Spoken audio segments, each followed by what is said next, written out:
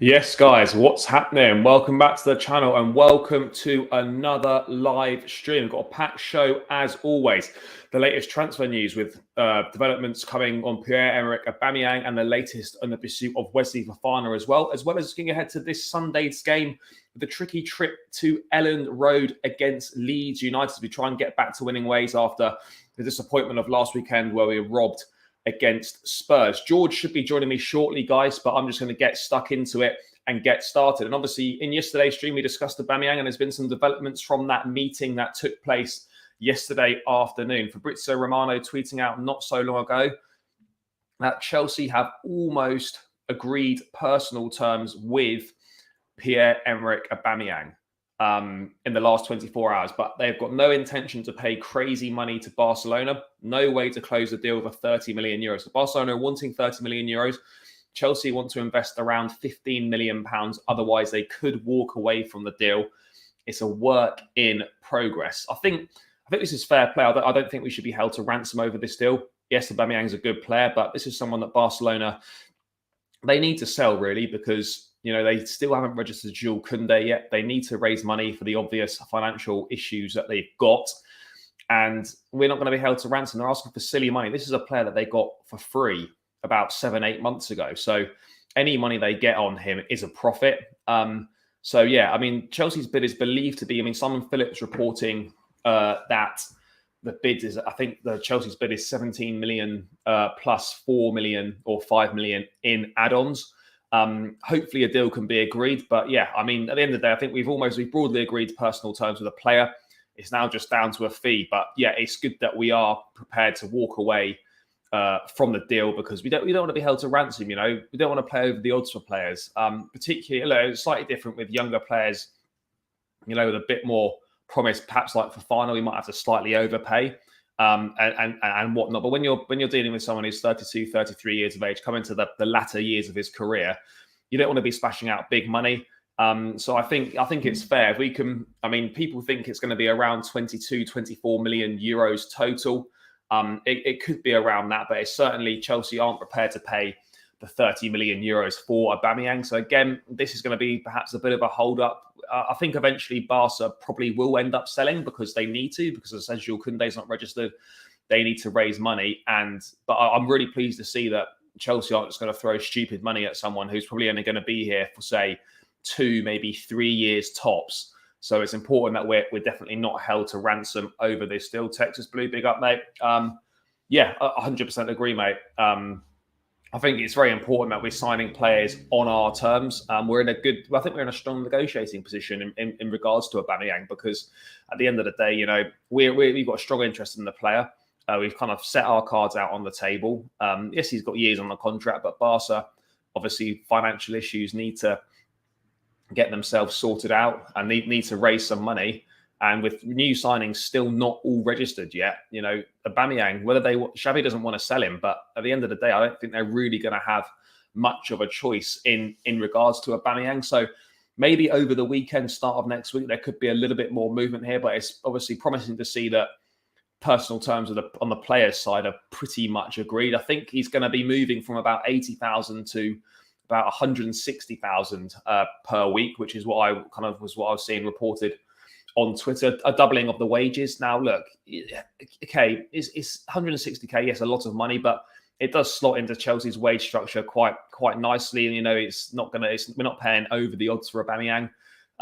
He's believed to be doubling his money potentially. Again, we don't know how true that is, but that's what some reports say. And I haven't really got a problem with this. 160k a week for Aubameyang, someone with a proven track record in the Premier League. He's scored over 300 goals in his career.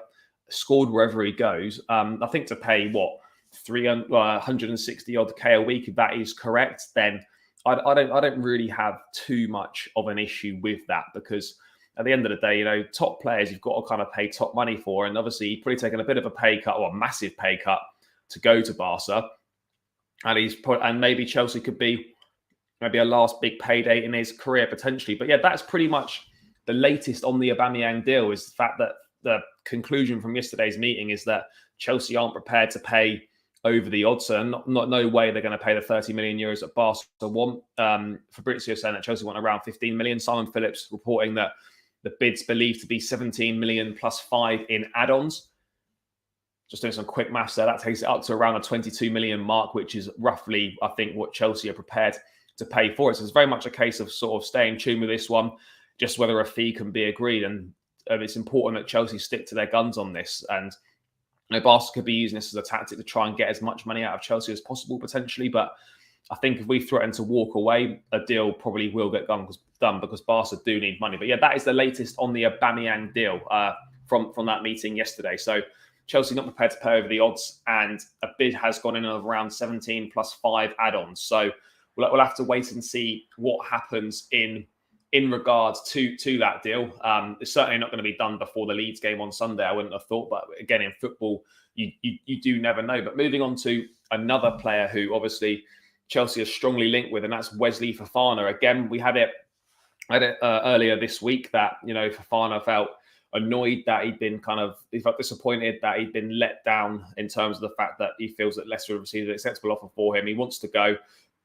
And now it's come out that obviously he's asked to be left out of the Leicester City squad for their weekend game against Southampton. Here it is here, Fabrizio again.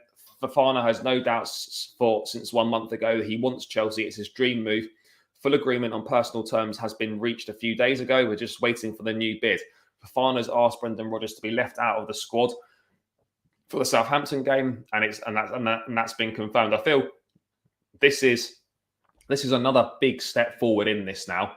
Now that the player's not playing, I fully believe that he's willing to play if asked upon. It's not a case that Rodgers has asked him to play and he doesn't want to play. Fofana's had several meetings with Rodgers this week, and each time he's reiterated his desire that he wants to leave. He's being left out of the squad because his mindset's not in the right place. It's nothing to do with the fact that he doesn't want to play. But again, it'll be interesting to see how this plays out now, because 2 bids have gone in, and for Fofana, it appears that he could very well have played his last game at the Emirates last weekend. And an even more interesting thing as well is that obviously after this weekend's game, the next game for Chelsea is Leicester at Stamford Bridge, and that's 5 days before the transfer window shuts. So, I mean, it would be quite something if we do get this Fofana deal across the line and he ends up making his debut against Leicester at Stamford Bridge. I mean, you couldn't really make these things up. But yeah, that's the latest on Fofana. Still waiting for a third bid to go in, but he has now been left out of the squad. So I think that's another big step forward. But again, until that third bid goes in, there's still nothing really new to report on that from a Chelsea perspective. Still lots of negotiations. 2 bids have gone in. A third bid is imminent. Not sure when. Hopefully in the next few days, because we need to get this. We do need to get this sorted out, because it's not long now until the window does close. I think, as far as I'm concerned, I think it's Fofana or no one for Chelsea coming in at centre back. I do think we need another centre back. So we just got to get this done. Again, as I was saying on the stream yesterday, Chelsea don't want to pay a world record fee for a defender. They don't want Fofana to have all the sort of negative connotations that may come with a potential, potential big deal, world record fee. It's added scrutiny. So, yeah, it'd be interesting to see if we can get that down under £80 million. Chelsea are hoping for it to be under 80 million, but again, it may take £85 million. And, as has been reported multiple times, the structure of the payment is also very important as well. How much of that fee is going to be paid up front?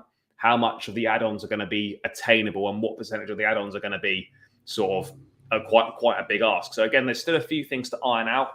But I do believe now that with Fofana missing games, I think it's going to eventually, it will come to an eventual conclusion that Chelsea probably will end up signing Wesley Fofana. That's just my hunch at the moment. Again, we don't know what's going to happen. Chelsea, again, won't be held to ransom. I think they are prepared to pay like a significant chunk of money for Wesley Fofana. But again, they're reluctant to go over the 80 million that Manchester United paid for Harry Maguire. So it will be interesting to see how this one pans out. But yeah, guys in the chat, let me know your thoughts on the latest developments with the Fofana stuff, because this is a big step. I'll be interested to get your thoughts, guys. So yeah, pop your thoughts in the chat, and we can discuss them on how big a development you think this is, with Fofana being asked to be left out of the squad because his mindset's not in the right. He's not in the right frame of mind to take on Southampton. And as I said, it's remarkable that the first game could be Leicester at Stamford Bridge, and that's 5 days before the transfer window shuts. So this has got a little bit of a way to go still waiting for Chelsea's third bid. But yeah, never say never in football. A third bid could be imminent. We'll just have to wait and see what happens. But that's kind of the latest on the two main transfer dealings in Aubameyang and Fofana. In terms of potential outgoings, before we obviously move ahead to the Leeds game, is obviously that Emerson deal to West Ham that was off because of personal terms. It now seems potentially that it's back on, and that deal of £13 million plus £2 million in add-ons, it looks like the deal could be back on again. Personal terms are the issue. I think Emerson's wanting about 90 grand a week, I think, and he's currently on 75. So he's wanting about a £15,000 a week pay rise to what he's currently on at Chelsea. That's proving a little bit of a sticking point. But the Emerson deal, having looked like it was off, now seems to be back on. So hopefully we can get that £13 million in for him. In terms of other outgoings, still waiting for Marcos Alonso to officially join Barcelona. That's kind of just a matter of time. And in terms of Trevor Chalobah, he's got a lot of loan interest. Chelsea would be prepared to let him go if another centre-back comes in. I'm a bit surprised because I feel that Chalobah should be ahead of Azpilicueta in the pecking order. I know he's not had a good pre-season, and he's been overlooked for the first two games. But let's be honest now, at Azpilicueta's age, Chalobah is much better, and he's the long-term future of the club. He's definitely good enough. He's shown he's good enough. I'm just surprised we let him go out on loan, because if you look at it, we'd have if Fofana comes in, we'd have Fofana, Silva, Koulibaly probably as the first choice. Then you've got obviously Azpilicueta that can fill in there. You'd then have Cucurella, who could fill in at left centre back. You'd then also have Reece James that could fill in at right centre back as well. So we've got a pool of sort of 6 or 7.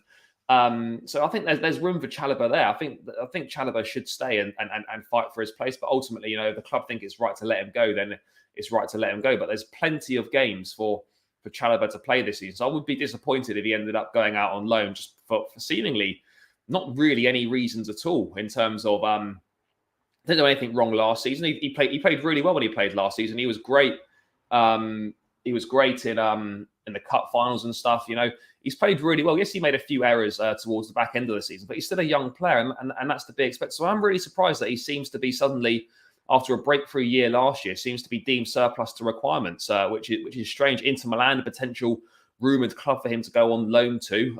We'll have to wait and see what happens with that. But yeah, it's very much indicating that Chalobah, if Fofana arrives, could be on his way out on a loan deal. And again, a loan deal wouldn't be a complete disaster. As long as we don't lose him permanently, he can go out, develop for a year and come back. And I suspect this, despite Azpilicueta signing a 2-year contract, I do think there could be like an opt-out clause after 1 year or something like that in there. And Chalobah is still young enough to force his way back into the side, because Thiago Silva, I don't expect him to go on much past this season. Well, even if he stays, he's not going to play. Well, I say he's not going to play week in, week out. You just never know.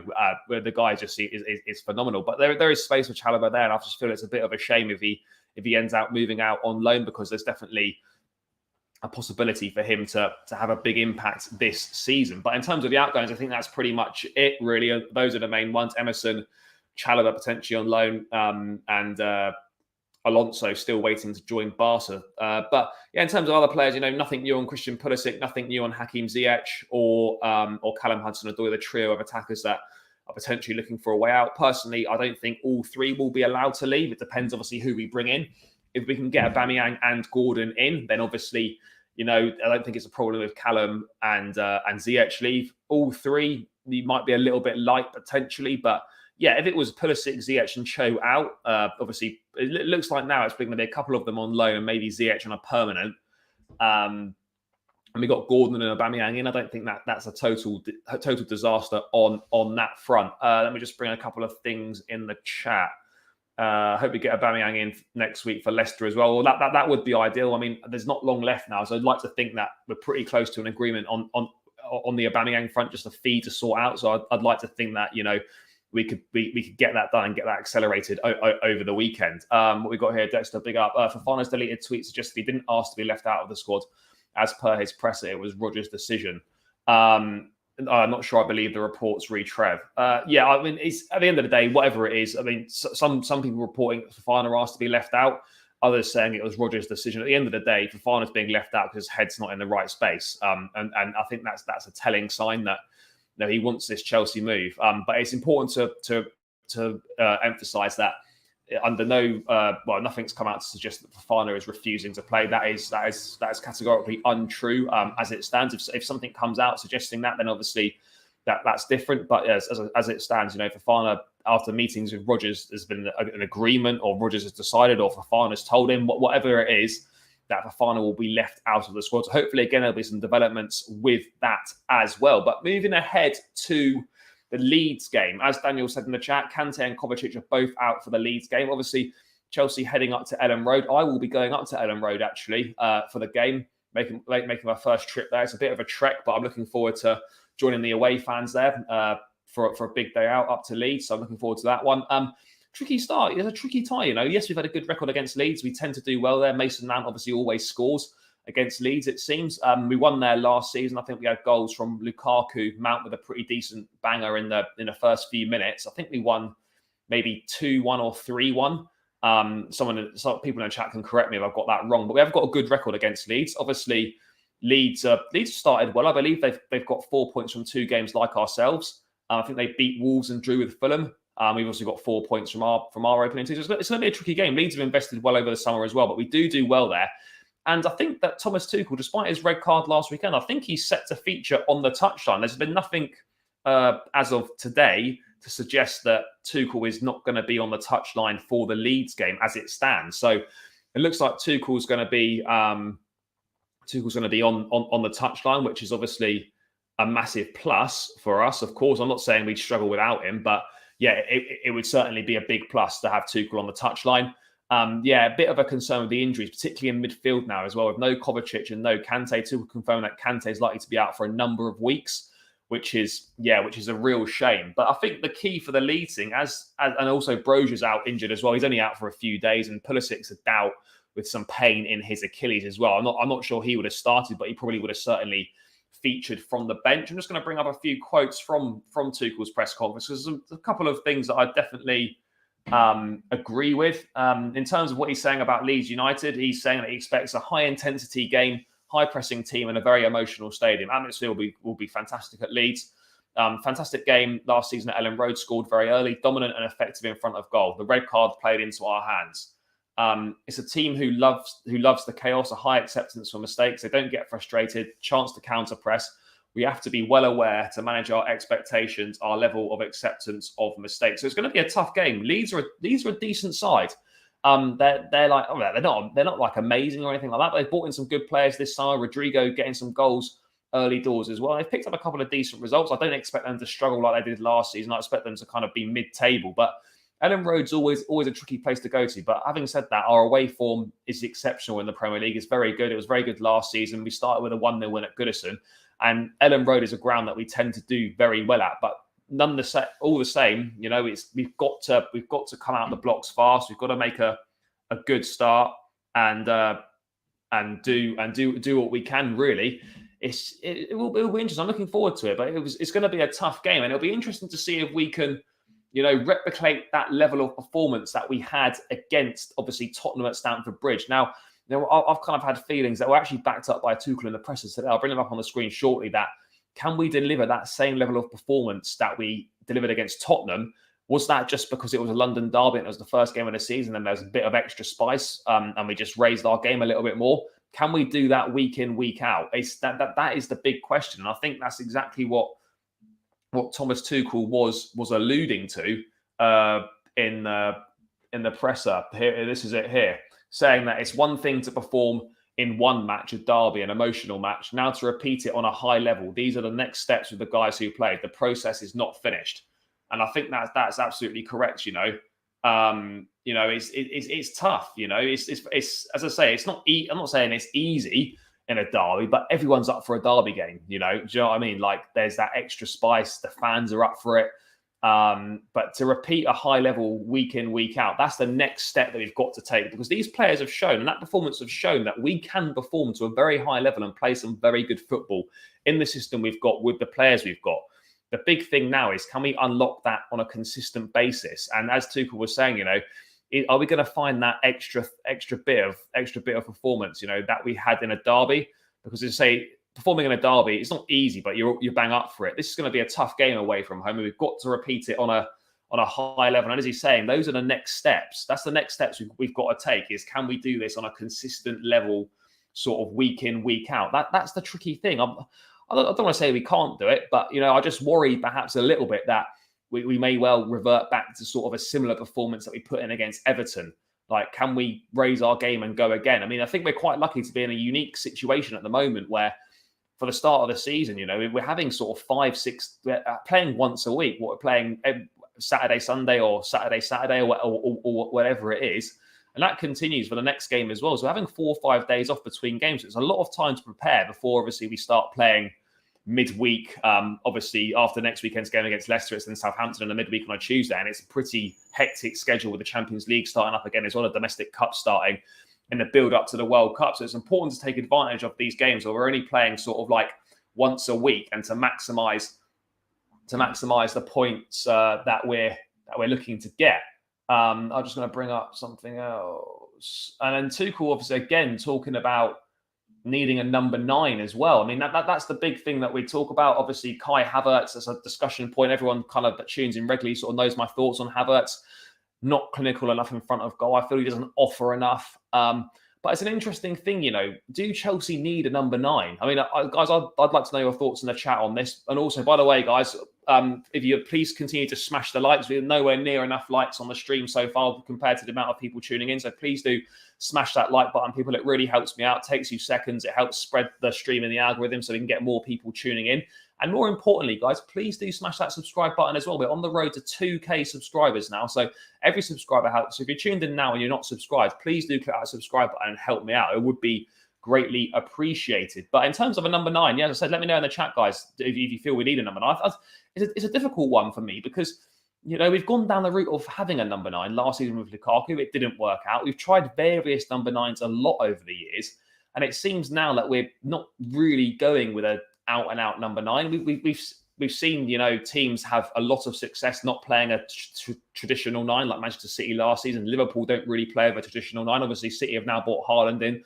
That slightly changes the game. But I feel for Chelsea, we've kind of tried that. And despite the fact that actually our chance creation stats, we create a lot of chances, surprisingly. We're just not clinical in front of goal. Yes, we could create more, but again, I think it's having that clinical player that puts the ball in the net. And Aubameyang would definitely tick the box. But Tuchel saying, on his thoughts on needing a number 9, I believe we can compete with this group, but it's one thing to compete once a week and then 60 times a year, 3 times a week. You need a strong group. You need players who challenge for minutes and push each other to the highest level. That, for me, is the most important thing, is that we have good quality players in multiple players of good quality in each position. For example, the Cucurella signing is fantastic because it now means that two things.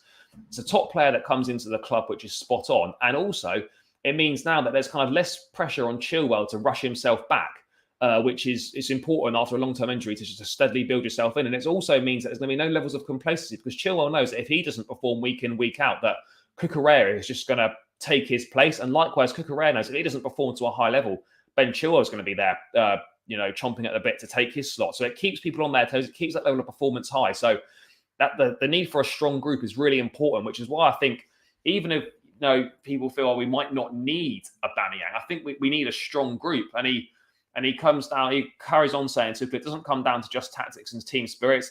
It's the quality and depth. We are very happy with the performance. We are still active in the market and we know what can be possible. If not, we will make the very best out of it. If we are looking for high quality and personality for our club. I think that's the big thing now with Chelsea this season, is that in the transfer market, we've only bringing in players of the highest quality. Koulibaly, Sterling, Cucurella. Aubameyang is a high quality player if he comes in. We're looking for high quality players here.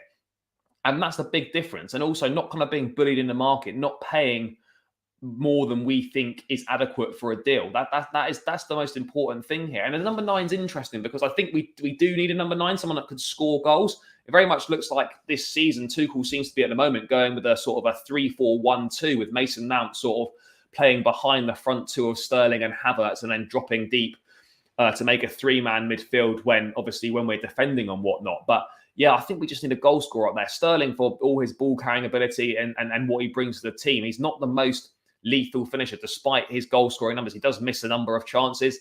Havertz, again, for his qualities and his strengths, he's not clinical in front of goal. You wouldn't hang your hat on Havertz to score, score a lot of goals. And that's something we do need. And I think, if we can continue to create chances like we do, then with someone like Aubameyang on the end of them, that's going to make a massive difference. I mean, I'm disappointed that Brogues picked up an injury and he's going to miss out, obviously, this weekend against Leeds, because it would have been a good opportunity for him, because Havertz hasn't exactly been setting the world alight. He was dreadful against Everton, had a mixed pre-season, thought he was pretty poor.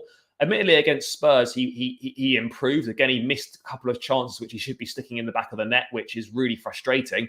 But his overall game was improved. But again, was that just because of the derby? Are we going to go to Leeds away where Havertz, I expect, will start? Are we just going to see him revert back to type and not really influence the game at all? That's the big thing. Can these guys maintain this level of performance going into the next game? I think they'll be fire in the belly. We rightly feel robbed against Spurs. I think there's going to be a big appetite for us to do well in this game. But I mean, yeah, it's going to be a struggle, and the midfield is going to be an issue as well. Obviously, I'll get into that when I do my team, pick my lineup for the game. But the midfield's going to be it's going to be tough in there, because I'm not really sure what we're going to go with. But I mean, in terms of the game itself, I think it's important, as I said as well, that we do get back to winning ways. I know I'm not saying we're going to finish above Liverpool by any means, but Liverpool with 2 draws, we're already 2 points ahead of them. So we want to try and get as many points on the board at the early stage of the season as we can. It's really important to take advantage of rivals dropping points. I know it's only the first couple of games, but when the league's been so close at the top of the table, any dropped points, it's almost curtains with the standard that City and Liverpool have set over the last few years. It's remarkable how consistent they've been. And, if you're getting 90, 95 points a season, you can't really afford to drop that many points, even at this early stage of the season. So, yeah, it's important that we do try and get a big win at Elland Road and get back to winning ways. We should be on 6 points. That's really irritating as well. I'm still a bit pissed off about that. But what can we do? I mean, I did find it odd as well. Mike Dean coming out and apologising, saying that he got it wrong. I mean, it's a bit late now that we can't change the result, and you shouldn't be getting it wrong in the VAR room. Like Taylor, yes, we had a terrible game, but ultimately, like, the VAR is there to help him. If he's not looking at that instantly, even though he was seemingly looking straight at it, the VAR is there to help him, so that if he does miss it, then they tell him, look, Anthony, you need to go to the monitor. There's been a blatant act of violent conduct here. How Mike Dean in there has missed that, I really don't know. And look, okay, great that he's come out. I don't know if it's great, but he's come out and said it's wrong, but it's not really good enough at the end of the day. That just shouldn't be happening.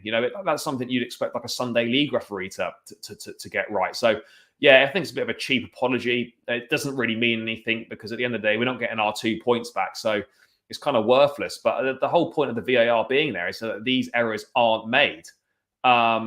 Let me have a look. Football style, big up. What are you saying, bro? Charlie, to be honest, I'm getting really worried by David Dev not signing our time. I think, look, it's a slight concern, but I think we just got to be patient, mate. We really do on this one, because Bowley so far has been cooking the madness. We've brought in some great players in Sterling, Koulibaly and Cucurella.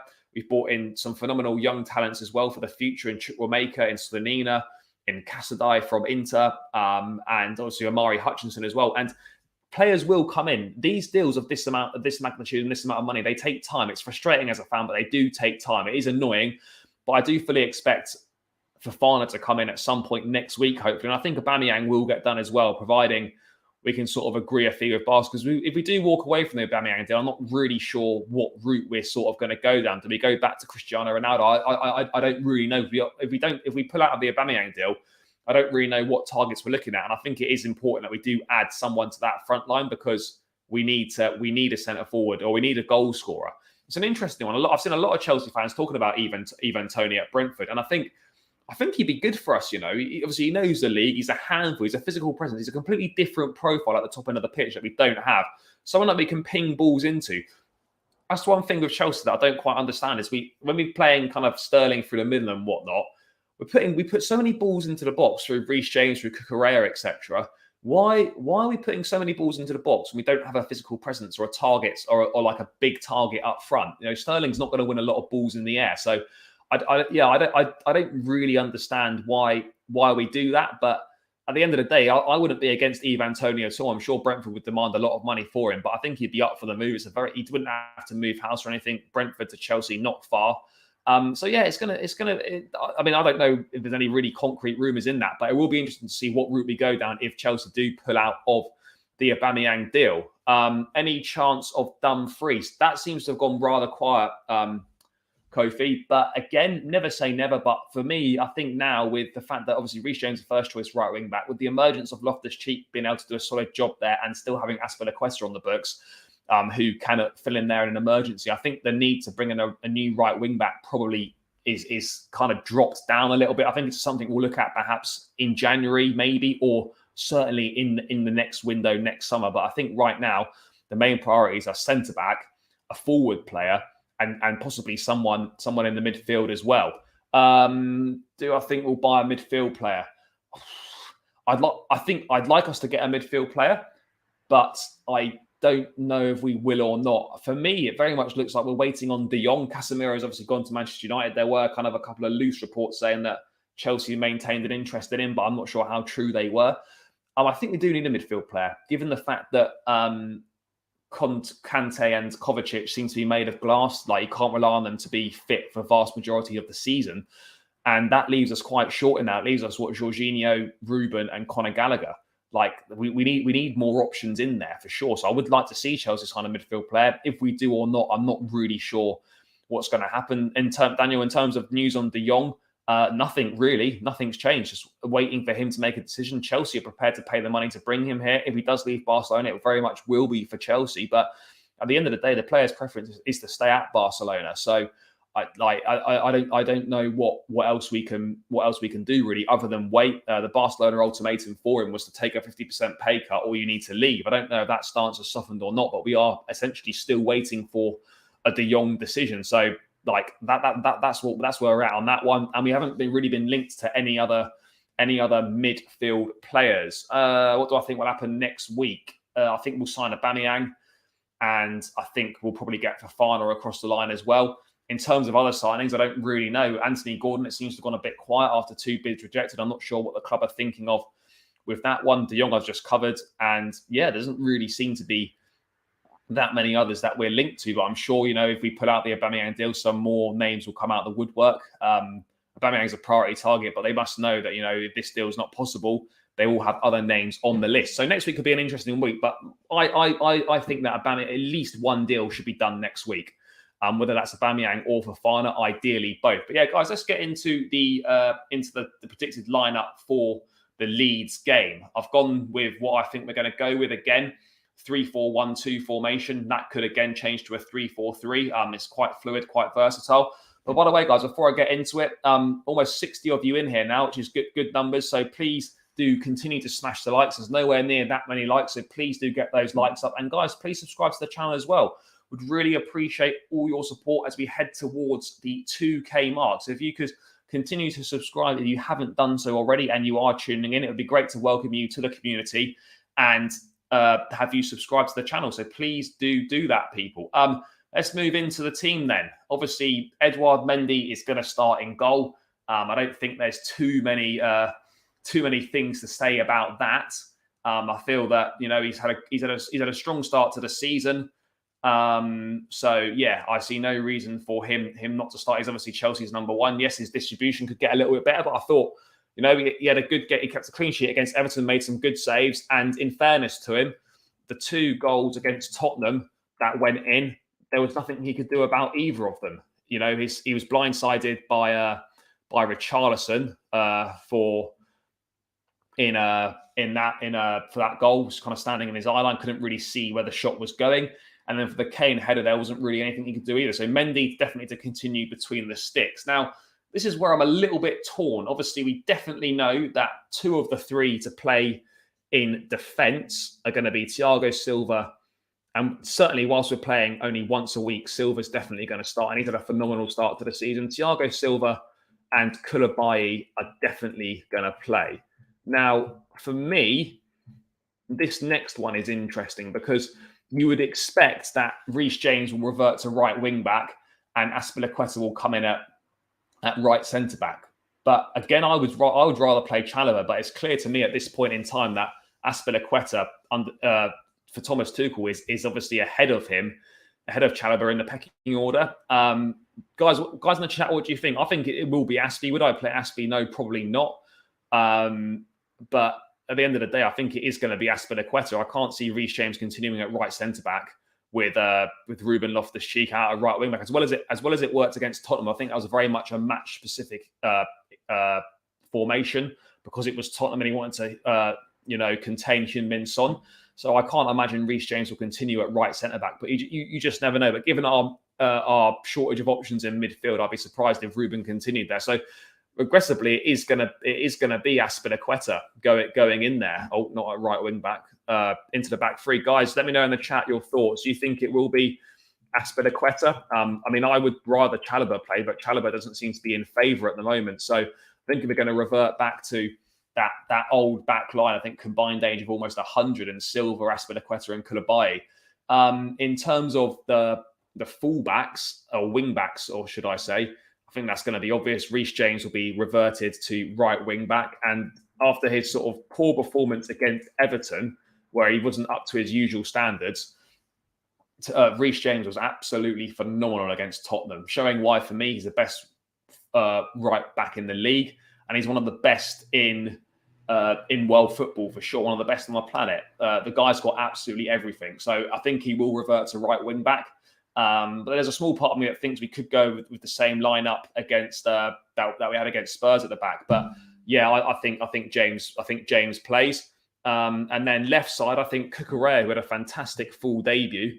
Cucurella, I think he'll continue to keep his space ahead of Ben Chilwell. Chilwell played in a game for the development squad against Fulham, which actually they lost 3-0, which contained a number of first-team players. Actually contained Chilwell, it contained Chalobah. I think Chukwuemeka also played as well. Guys looking for minutes. I think Cucurella. I personally, this is my team. I personally pick Cucurella. I don't think he's done anything wrong or deserves to be dropped for this game. Football star thinking Chilwell will start. It's definitely a possibility, but I think for me, I'd continue with Cucurella in this game. But again, we just don't know. We just don't know what's going to happen on that one. But it's a nice problem to have. It really is a nice problem to have. You know, we've actually how we've had such a significant upgrade. You know, having worried about playing Alonso for the vast majority of last season. Now he's got a choice between Cucurella or Chilwell. And I think whilst Chilwell's still coming back, he didn't feature at all against Tottenham. So I expect him to get some minutes in this game, but I personally would definitely start Cucurella and continue with that with him there. Now, midfield, this is where it gets interesting. No Kovacic and no Kante. So for me, one of the spots, obviously, Jorginho is going to start. I thought he had a really good game against Tottenham. Unfortunately, you know, he did pretty much cost us one of the goals in terms of fucking about in the box. But he had a very good game. He dictated it. His passing was good. He controlled the game. So Jorginho is going to play there. But the problem we've got now is that we just don't want to burn Jorginho out. We saw it a couple of seasons ago where we played where we had to play Jorginho kind of through the pain barrier, and it just didn't really work out. You know, we had to keep playing him because we had so many injuries in midfield. So Jorginho for me is going to have to play. We haven't really got any other choice there. Oka Leeds really fast. So Aspie, no. I mean, look, for me, Chalobah should play, but I can't see him. I can't see him suddenly coming in over Aspie. Aspie seems to be ahead of him in the pecking order. And I don't think we'll continue Reece James at right centre back with Ruben at right wing back. But again, because it worked really well against Spurs, we could continue with that. I'm not sure, but I personally think I would personally go with this because I think it's probably what I think it's the best way to go. But again, I could be totally wrong. Jorginho. Now, for me, probably Ruben Loftus-Cheek is going to play in the midfield. It's a toss-up between him and Conor Gallagher. Now, Ruben, I think, is ahead of Gallagher in the development. But Matt Law was saying on the London is Blue podcast that Thomas Tuchel sees Conor Gallagher as a player in the squad who is most suited to step in for the injured N'Golo Kante because of his energy and ability to get around the pitch. this could be a key couple of weeks for Gallagher. Now, this is a massive opportunity for Conor Gallagher. You know, he's got energy, he's got a point to prove. You know, he played stoppage time against Everton, so he can't really make anything out of that. And he came on for what, about 12 minutes or so at the end of the Tottenham game. He had energy about him. He lacked a little bit of composure when on the ball. There's a couple of opportunities where he got the ball in the box. He did lack some composure, but I don't know. I mean, guys in the chat, what do you think? Do you think Gallagher should start over Ruben? I think this is a difficult one because for me, Ruben's got the experience and obviously is more proven at this level, but Gallagher's got a lot of energy to get round. But once Ruben getting on the ball and running at players, you know, he's a phenomenal athlete. I mean, he's a different player to Gallagher, but I don't know. I mean, I'd probably just go Ruben. But I mean, guys in the chat, let me know your thoughts. I think there's a strong case that there is a possibility that Gallagher could start, but I think Tuchel will probably go with Loftus-Cheek on this one. But again, I'm not sure what he thinks about Loftus-Cheek in midfield. I'm at right wing back, yes, certainly. But I don't know. Obviously, Ruben Loftus-Cheek is a midfield player. So, I mean, you probably want Loftus-Cheek to start in there. But again, I don't know. Guys, what do you think? Do you think Gallagher or Loftus-Cheek? Let me know in the chat. Oko saying Ampadu can replace J5. Ampadu's not going to play. Kofi saying, I say we keep Hakeem and Pulisic. These guys are very good, not to mention it's a very long season where we're competing for 4 trophies. No, I agree on that. And I think that if we allow these attacking players to leave, it's going to be on the proviso that more players are coming to replace them. Chelsea won't leave themselves short in the squad. So if players go out, it means that players are coming in to replace them. So I don't think we'll end up leaving ourselves short in that respect. But yeah, the midfield, Jorginho and Loftus-Cheek, for me, part of me really wants to pick Gallagher, but I just think for me, just Loftus-Cheek. But I wouldn't be gutted if Gallagher did start, because I'm a massive fan of his, and it would be good to see him get given a big opportunity in a right at the start of the season. And, you know, and as unfortunate as it is for Kante picking up an injury, you know, someone getting injured is another player's opportunity. What's Just Call Me Dave saying? Starting Ruben Loftus-Cheek puts all 3 potential wing-backs on the pitch from the start, so it won't happen. Maybe. I mean, to be honest, I wouldn't totally rule out Reece James continuing at right centre-back with Loftus-Cheek at right wing-back, and he puts Gallagher in midfield. I mean, that's another option. But, you know, I get your thoughts, Just Call Me Dave. You know, obviously there'll be no sub wing-backs there'll be Chilwell on the bench, but yeah, I'm not sure. I'm going with Loftus-Cheek, but again, Gallagher. Oko's saying he thinks it'll be the same lineup with Loftus-Cheek at right wing back and Gallagher just to come in for Kante. I mean, that again is a possibility that certainly could happen. But I think for me, moving on now from midfield, the front 3 with the injuries we've got and players out of favour. Callum's not going to be in there. Pulisic, a doubt. He's not going to start. Ziyech is not going to start either. Then the front 3 picks itself, and it's going to be Mason Mount in that sort of pocket. I imagine we'll continue with a 3-4-1-2. He caused Spurs a lot of problems in those positions that he was picking up in the midfield.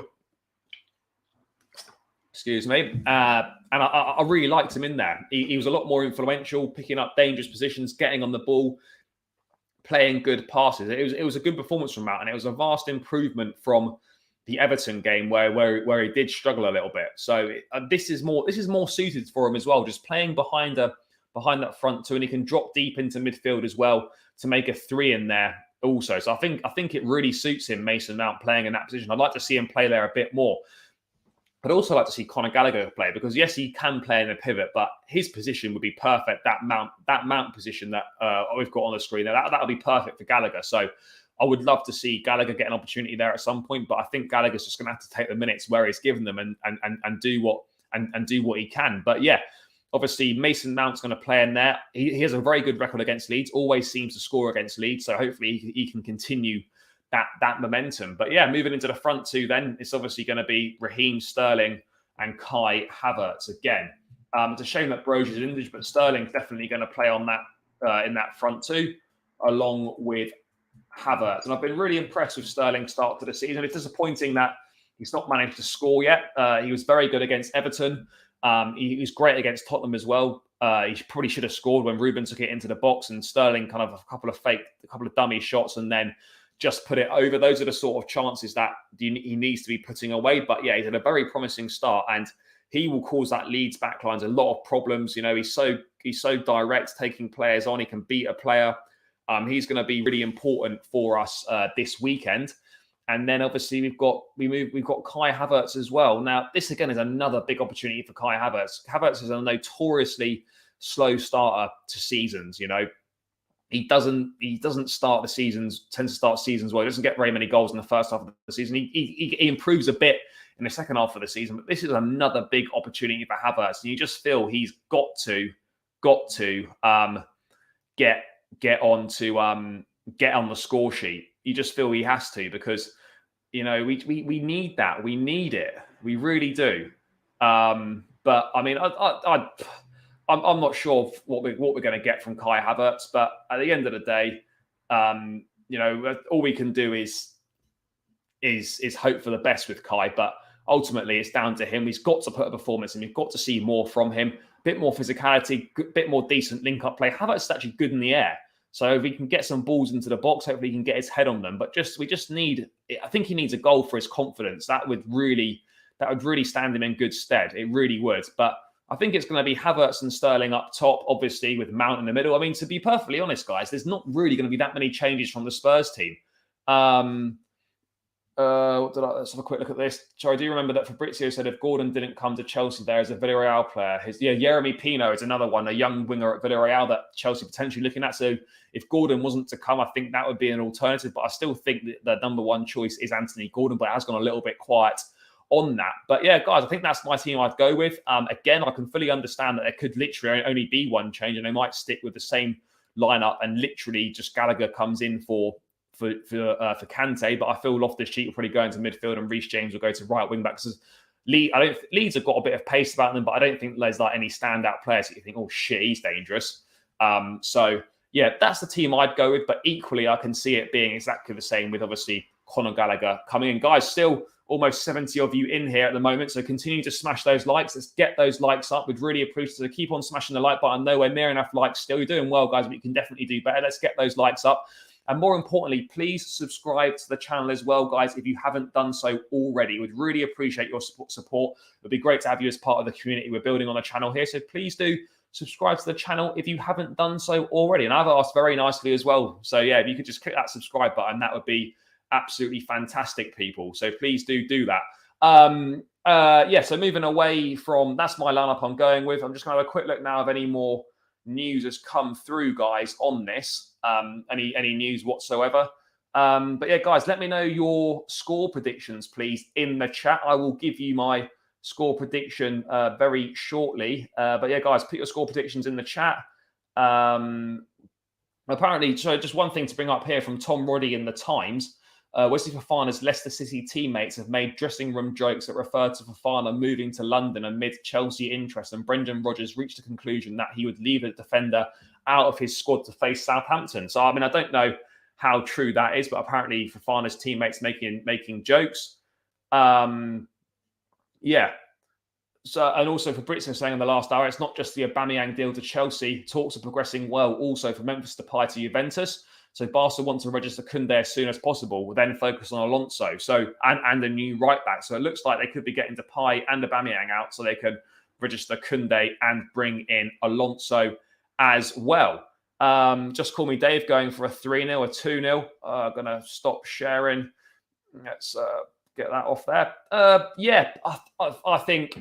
I don't know. I think it's going to be tough. Look, I think we've got goals in the team as we demonstrated, but we need to create a lot of chances to get those goals because we're not very clinical. You know, we created a lot of chances against Tottenham and only took 2 of them, which is annoying. But yeah, I feel confident for this game. I'm looking forward to heading up to Elland Road. It's a ground that, you know, it's got a lot of history. It'd be great to go there. So yeah, guys, if you're tuning in, try and spot me in the away end if you can. But yeah, for me, I think I'm going to go a 2-1 Chelsea. I think Leeds may score, but I think we've got enough in the tank to get ourselves a couple of goals and get the 3 points and head back to London with those. I think it's important that we do get back to winning ways. But a few guys in the chat saying 2-0, 3-0, 3-1, Mount, Havertz and Sterling. That would be nice. 4-0 for the Blues after last week's heartbreaking draw. Yeah, for me, as long as we win, that's the most important thing. The most important thing is we get the win. Look, I'd love a great performance again like last week, but ultimately I just want the Blues to win, get the points on the board and move on, prepare for the Leicester game, get some transfer deals in. But yeah, guys, I think that seems like a good point to round out. Thank you so much for tuning in. I've gone 2-1 for Chelsea. Still over 60 of us in here. So again, thank you so much for tuning in. Thank you for getting involved in the chat, guys. I really appreciate it. Particularly when I'm doing it on my own. It's great to have you guys to bounce off in the chat. So thank you so much for getting involved.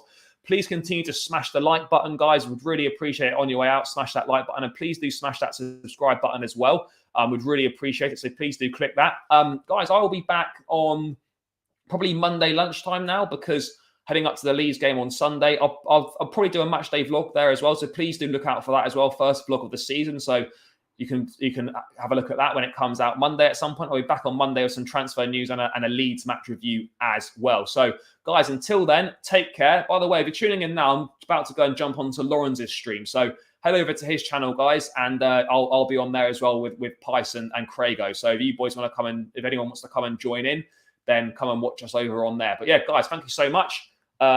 Smash that like button and smash that subscribe button on the way out. Thank you for tuning in. Appreciate each and every one of you. Take care. Enjoy the rest of your evening. Have a great weekend. And up the Chelsea as always. Cheers, guys.